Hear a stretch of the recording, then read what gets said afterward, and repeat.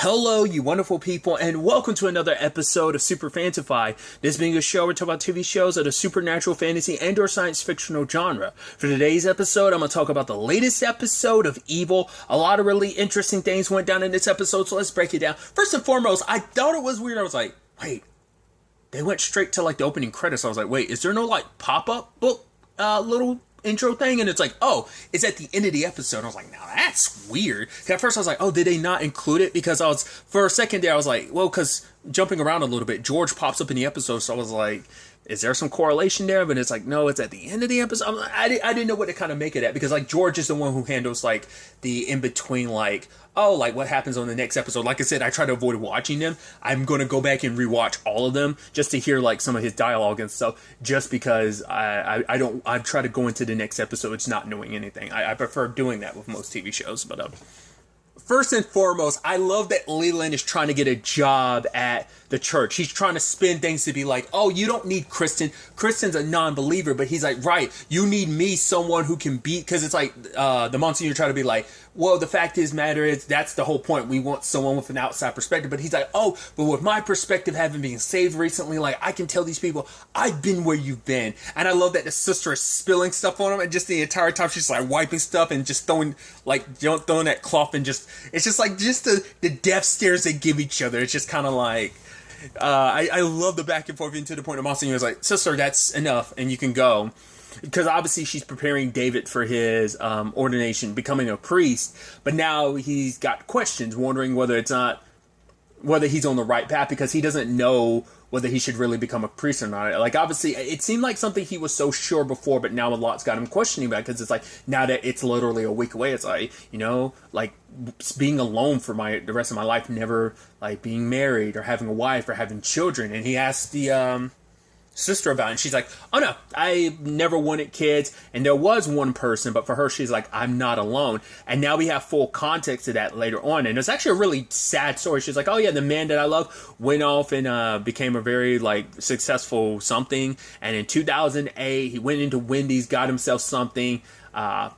I find it so weird. They could have just went into a restaurant. They specifically said Wendy's. I don't know why. I just think it's funny when you're just saying you could have just made up some restaurant's name, but it's you using Wendy's specifically. I wonder how they feel about that. But it's and he sat in a car and he shot himself. I was like, Jesus. Once again, it's Wendy's got to feel a little weird. It's I get it. You could have just used any restaurant but ours, and to set up this story. But essentially, for him, it's wait, why did he do that? And the sister says that his wife was divorcing him, his children didn't really want to talk to him, he was very alone. And the sister saying she's at the very least, I'm not that alone. Because at first I was thinking yeah, she's saying she's not alone. I was is that supposed to be oh yeah, God's with you always type of thing? Because for her, it's she knows what her reason in life is. I'm here for the battle against evil, and that's what you are too. Which David's I just want a normal life. She's well, too bad. Now that we've been chosen down these paths. Once you've seen the light, you can't turn back. But he was I want to turn back, but it's no, it's too late now. Because this is kind of the destiny, would you turning your back on the destiny that's kind of been set for you? Because it's if you're not going to take up the fight, no one else will. This is kind of your destiny, it's your calling type of situation. And it's because she even brought it up of there's good and bad of it all. It's good thing is God is with you here. Bad news is the devil is here as well, And so she even brought it up the fact of the matter is, what makes it even crazier is because she got called to the scene of the whole thing at Wendy's, because it's her number was in his wallet or something like that. She's didn't have the number of his wife or his children. He had the number of a lady, a nun he fell in love with and hasn't spoken to in 30 years. I was Jesus, that's kind of a sad story. And then part of me is almost I'm sure there's a parallel that can be drawn between David and Kristen. Because jumping around a little bit, Kristen talks to David, and she tells him he should be she might yeah, I might not believe everything you believe in. We don't always agree, but she's I know that you want to be. You're a good person, and you want to do good things, and the world could do with like more good people in it. And it's like you're the one that kind of like you bring balance essentially for like all the bad there is. You kind of bring some form of balance to it. So it's like you need to be a priest because I know what kind of good you can do, like, you know, with that position and everything. And even him questioning, you know, it's like, because she's like, yeah, I'm going to miss our talks and stuff like that. But, you know, I think this is the path you belong. And he brings up the question. He's like, do you ever think about like what it would be like if you had met me before all this? And she's like, you know, I do. I was like, whoa, we're getting like super frank with this. And he's like, would we have been in love? And she kind of just nods. It's like, yeah, like and this is the first time they've ever both verbally mentioned like what's there. They've both been feeling it for a while. But I was also about to say, this is a weird time for this to come up considering like she's trying to make things work with Andy. Like I said, on some levels, I think Andy knew. Granted, it's not David. She did sleep with someone else. But I think that's like Kristen's kind of like rid of potentially the Jinn. Well, not potentially. We know because the Jinn went to visit Leland last episode, so it's not with her anymore. So she's kind of purified from that, and so like a lot of that kind of wild behavior, I think, is going to be like pulled back a little bit. So that's definitely going to be interesting to see further like development on this front now that she's kind of back to herself. I'm curious if there are going to be any more. But, like, I doubt, like, now that the Jinn is gone, I doubt there's going to be any more of like the burning herself with a cross thing. I mean, I would assume like all of that behavior is kind of gone, but I even she called herself out being like, yeah, I know I'm kind of a bit of a hypocrite because she was the one telling him before not to become a priest. Now she is telling him to become one. So especially at a time when he was kind of like at least feeling like a little more certain she wanted him not to become a priest. But now in a time when he is uncertain, she's telling him to become one. So I think that's fascinating. But aside from all of this, there's also the situation with Kristen apologizing to Kurt. She's like, right, I'm not seeing hallucinations for the past 4 days. To be fair, you got rid of the Jinn and you just don't realize it. But she's like, I'm in a better place. But he's like, right, I know this isn't going to be like the end all be all. It's like, I know I still need to kind of like continue our therapy. So she's like, I'd like to continue. And I love that Kurt actually gives her a job. A father basically has been seeing the shadow. His wife had died like some time ago from a disease. And it's like, right, now he's worried that this creature, this shadow, is coming after his son as well. So the squad's getting involved. I love Kurt's like also talking about trying to write a book about all of this, which it's like, oh, interesting timing and stuff like that. Because like, obviously that's a situation with Rebecca's story in Chapel 8. So I just thought that was interesting. Like how she's writing a story about the Boone's family. Slight spoilers if you're not watching Chapel 8. But like he's just kind of like, yeah, trying to paint like, you know, it's like Ben's like, so what did David say? And Kurt's like, he said no. And it's like, yeah, he's probably worried that you're going to make us a cartoon. He's like, no, I'll take it seriously. Like he's trying to like put it in a positive light because he's thinking like, because he ends up talking about it because he's like, what they do is so fascinating. So he wants to even like while they're investigating this whole situation. Side note: the actor who plays the dad in that situation, I'm curious, like either it's like Otto or like Ato. I'm blanking on his last name. I saw it, but I'm blanking on it. Thing I best know him from is like Elementary. He was Sherlock's sober companion. I'm blanking on his character's name now. It's been a while, but he played Sherlock's sober companion. Not sober companion, sober sponsor, like for quite a bit in the show. There's your kind of CBS Paramount connection. He was also there's that show on Amazon Prime that's like it's like a sci-fi anthology show that I know he's in a little bit. But other than that, also he's in Altered Carbon. What is his character name? Elliot. If I remember correctly. So that's kind of the things I like best know him from. But other than that, like I said, Kurt's like listening in on this investigation as they're trying to deal with a demonic infestation because they believe that's what's kind of going on here. So they investigate the house, and at the top of the in the attic, they notice that there's like a box and there's like a horrible smell coming from it, and they unwrap it and they find a doll. I didn't even correlate the whole Eddie doll thing until it comes up later on. I was like, oh, because we're basically dealing with 3 Eddie dolls, and I'm like, that seems pretty weird and significant. They all have different names, though. Well, because one of them we never find out its name. Well, no, because one of them was just called an Eddie doll, but... Oh, yeah, because, like, the little boy, like, never gave his an actual name. He just referred to it as his friend. So I think they all do have, like, just there are Eddie dolls. Like, I don't know if they're all Eddies or, like, Eddie's supposed to be, like, the brand of doll that it is. Whatever the case may be, they're creepy as hell. So that is kind of interesting because, like, the story kind of, like, definitely, obviously, like, the episode's D is for dolls. So, like, obviously that correlates here. But it turns out, like... the wife kind of, like, said she got rid of it, and the husband was like, yeah, like, the fact is that because he was saying, like, oh, like, what happened to the ceiling of his son's room, it's, like, the damage that they found in the attic, it's like, oh, it just comes from the rainwater or whatever, but it's like, no, it came specifically from, like, the doll, like, I guess it was, like, it's, like, influence was kind of, like, the demonic infestation was kind of, like, bleeding through from that, like it was kind of oozing like this spiritual stuff. I don't know. Initially they take it from him just so like they can examine it, and Ben does find like some toxic residue, and then all of a sudden they sweep across the son's room, and all there's like these shadows that you can only see with like it looks like a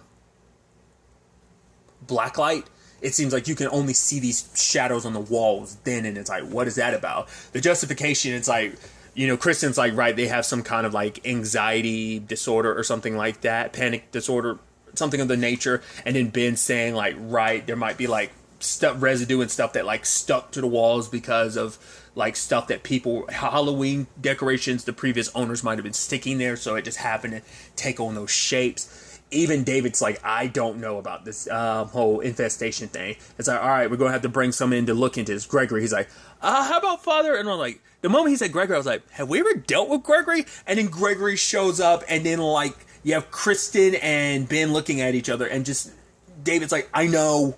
And he's just like, he's so weird. I'm like, man, the church has some like, he does not fit the bill of an exorcist. It's like, yeah, he kind of goes his own way, and just like the way he kind of like goes up, he's like, oh, like he talks about one of them, he's like, yeah, like we haven't crossed paths, and it's been a while, my old adversary, and just like him going, ugh, and then start speaking in tongue, and even David's looking like, ugh, because he even said it himself, he's like, why is it every time I try to defend a church, I run into these kind of people, like, which kind of takes away the legitimacy of the church, because especially as someone who's currently going through his dilemma of not sure what to believe, because he had that one dude he had talked to earlier in the season trying to pull him away from the church. It's like, you can still do good, you could do work for the church, just not as part of the priesthood. It's like, right, like here, we, you know, if you're with the church, you'll get tied up in red tape of legality about how they want to handle things. That's the whole reason why they're bringing Leland on board, because he can help the church fight back some of the legality they might be dealing with.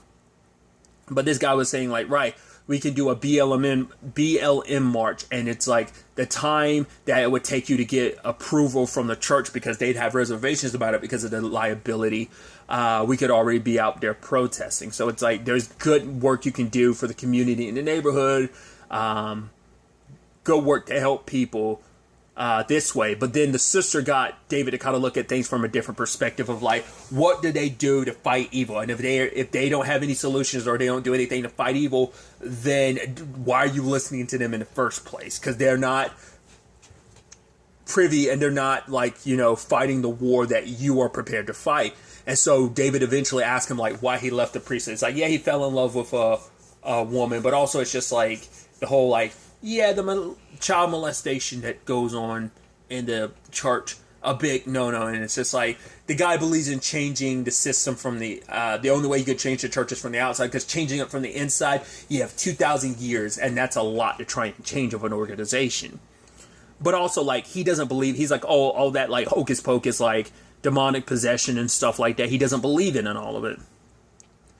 But even David's like, how can you believe in God but not the devil? You know, because for him it's like it's all kind of on that same lane of the hocus pocus. It's almost like, because it's like, how can you believe in like the miracles of what God does? Because doesn't that still fall into that hocus pocus? But you don't believe in like the evils that is the devil.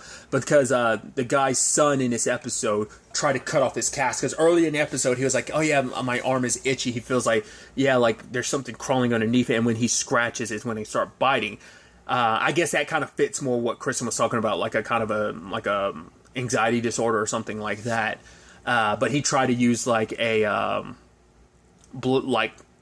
like electric knife or something like to cut the cast off, and he did a lot of damage, so he had to get even more surgery for his arm. So even later on, after Gregory did his thing, the father still was like, yeah, I need a doll back. It's like, wait, what? It's like, my wife would offer stuff. She was like, yeah, she would laugh it off, but she was super superstitious, and her doing that, nothing ever happened. But the moment I convinced my wife to stop doing it, a month later she died of disease, and now all this terrible stuff is happening. In the time my wife was doing all that, nothing ever happened. So it's kind of a situation of like David nor Ben believe that giving into the doll or whatever it's going to, like, in a sense they don't believe that that's really what's going on, like the doll keeps all the stuff away. It's just more so like they don't believe it has any power, but for him it's like, what's the harm in me actually doing that? So he wanted the doll back. You also had Kristen stopping Kurt from recording everything with the Gregory, because it's like, right, this is just going to like make what they do look less legitimate. It's going to like get them ridiculed, and it's going to look bad. So it's like, right, don't include that. I thought later on when Kurt was going to play it back, it's going to be some secret message, but then all of a sudden you see the creepy thing of like the shadows down the hallway, and he's just like, hello, and he's talking to it, and I'm like, oh boy, this is creepy. And then all of a sudden it gets closer, I'm like, is that who I think it is? It ended up being George, and he's like, boop, and pokes his nose, and he got freaked out. And it's like, because he read Kristen's stuff, so I wonder, does he realize, like, this is his first time ever being directly affected by the supernatural bleeding over into him? Maybe being in that room, it kind of latched onto him. I don't know. But Kurt's kind of, like, freaked out by it, and Kristen's like, are you okay? It's like, oh, like, he knows, like, what George looks like, so I wonder, did he put that together? And she's like, oh, what's that on your nose? And he touches his nose, and there's, like, soot or, like, because at first I was like, is that blood from like George poking him? But it's like, no, it's like, it's something black, like a marking or something. So it's like, okay, that was a little, I mean, we haven't seen Ben have to I think the last time we saw anything with that succubus was like the episode like David popped up to help him in his dream. I think that's the last time, and that was a couple episodes ago. I want to say that's the last time she's popped up. I could be mistaken. So, and once again, like, we've gotten George in these the previews to the next episodes, like voiceovers that way, but he hasn't actually been in the show since like last season. So for him to pop up now, very, very interesting. And to Kurt, out of anybody, being fascinating. But it seems like he is the shadow that the father and son were seeing, or at least, you know, the father kept seeing out of like glimpses of, because I don't think the son ever saw it. Just the son just kept getting hurt by this mysterious force. He never saw it, but the father was the one that always kind of got glimpses of it. So I guess that's resolved. Well, he is getting the doll back because the exorcism didn't work, but he is getting the doll back, so maybe that will help in some regard. The other angle to this episode to kind of tie it into is, well, first you have Cheryl helping out Edward like do stuff. It's like, right, you do two things for me. I'm not going to tell you what those things are, because like, oh, don't you hate like going through life, turning around any corner, automatically knowing what's going to be there? If you do this, I'll give you one invaluable thing. And she's like, oh yeah, like invaluable is very subjective. He's like, no, it's not. And it's like, okay. So the first thing was to be at that meeting. She has to solve the thing, not talk to anybody, wear the sunglasses, walk up the moment he says daffodil. I thought she was going to slap the dude twice because he did say daffodil twice, but I guess it's like, right, you didn't do it the first time. Okay, I'm going to say daffodil again, so you can, but it becomes like their code word because she does it a second time when they're at like a party. So it's like, right, here's the second thing she had to do for him. Well, no, she didn't slap the guy this time. It's like this time she walked up and be like, right, I took that STD test. Like, everything's clear. Oh, you must be the wife. Everything's fine. So, causing a little mayhem. But I love the whole thing of like, right, so you're going to do something for me. He's like, no, I already did it. Finding the inner strength inside, and she punches him in the face. I love it. He's like, okay. I was joking. I was like, gee, man, Cheryl's super aggro this season, dude. I love it. She ain't taking nobody's bullshit. But I love that. Like, he was joking because it was like, yes, because this is that thing of like, don't you realize it? Like, you found something invaluable all along, the inner strength. And she punched him like, don't give me that bullshit. It's like, okay, here. And it turns out, what was it? Like his grandfather or his great-grandfather's head. It's basically like a symbol of their thing. And it's like, right, I'm passing it down to you as my successor. It will be your sigil. And I was like, sigil? As in, like, those marking sigils? And yeah, she later on takes out the map and finds the sigil. And it's like, okay. What that means in the grand scheme of... like, she's already had her circumstances, so now I guess it's like solidifying it more with this. Stuff later on makes me go like, is that her trying to battle against this? Because it's like, oh my god, I've been marked. I don't want to be marked. And that's her trying to like backpedal from all of this, even though she's like steeped neck deep in all of this. Or is this her, or is the sigil thing supposed to be her being like, you know what? I'm going to do my whole thing with the skull, the two Eddie dolls, so that I can, because it's like, right, she's like, the Father, Son, the Holy Ghost, and she kind of prays, and then like there's that Jesus statue like kind of like above, kind of kneeling and praying down to her. I'm like, I don't know if that's her doubling down or is that her trying to back away. Because also tied into all of this is Lynn is babysitting, and the kid is like, oh yeah, my friend decides the games. The moment he would say that, I was like, it sounds like a creepy thing, like, because I thought Lynn was going to push on that a little bit, like, oh, who's your friend? And then he's going to point to like an empty seat or something. But then later on, like, they were playing hide and seek, and he was just sitting on his bed because his friend told him not to move. So Lynn's just looking at the doll, and he's like, I want to play hide and seek, but the thing is, he may look small, but he's bigger than he appears. And then later on, we see that Lynn took the doll, but it's like, why did she take the doll? Like, did something like drive her to take it? But then later on, the parents show up and they're like, we want the doll. Like, her son's kind of got like an emotional attachment. So can we get the doll back? I was like, could it be that they're doing the same? I mean, we seen it with Cheryl. We saw it with that father and son, like it said that like, oh, like his wife would do it, and now he's trying to do it again, and now like these parents desperately want the doll back. It's like, I guess it's like, right, to keep things going well for us, we need to give offerings to that doll, so we need it back. It's not just about our son, it's about us. We need it. So Lynn said like, right, I think that Sebi like put the doll in my bag because he was super scared of it. I don't know. But then when she goes to look for it, she couldn't find it. Who does she blame other than Alexis? I would have kind of gone down that route because she's been on like her evil thing a little bit. Her circumstances being what they are. But then it turns out the youngest is actually the one that did it. I was like, I think this is kind of interesting that this ends up being a season like everyone was kind of involved into to some extent. I mean, to be fair, there was a whole elevator episode with like all three of them were like involved, with the exception of Lexus. Like, the other three were involved in that, but it's like, yeah, like everyone's kind of had their like thing this season a little bit amongst the kids. So the youngest, the one that took it, Alexis goes with her. She automatically sees it. She's like, well, because the youngest like, oh, I just want to play with it, and then I'll give it back to Lynn. But then like, Lexus is like, oh, she saw their Cheryl's Eddie doll, so she's like, this isn't Lynn's, this is Grandma's, and so she tries to bring it back into their grandmother's room and puts it there because she doesn't see the doll, so she just assumes it's the same doll.